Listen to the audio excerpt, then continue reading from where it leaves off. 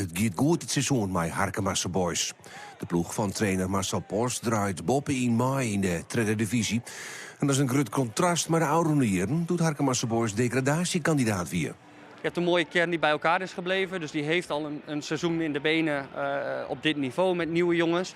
De jongens die erbij komen, die hebben heel veel kwaliteit en brengen dat met zich mee.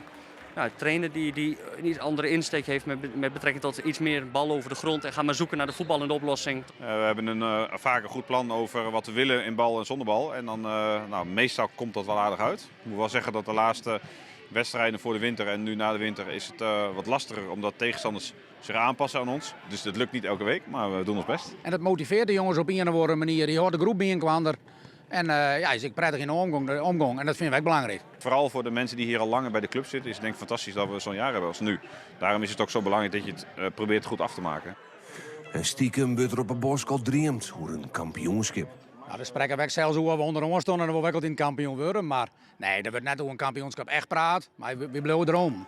En we hadden een periode natuurlijk nog in de boes. En ik denk nog wel dat vandaag wel duidelijk wordt dat als we een kampioenskandidaat willen zijn, dat moeten we nog wel wat dingen verbeteren. Maar we hebben een hele jonge groep. Volgens mij hebben we zo niet de jongste selectie van de competitie op mij na. Maar dus dan weet je ook dat er nog veel rek in zit. En we hebben heel veel talentvolle jongens die ook nog beter gaan worden. En daar werken we hard aan om dat voor elkaar te krijgen.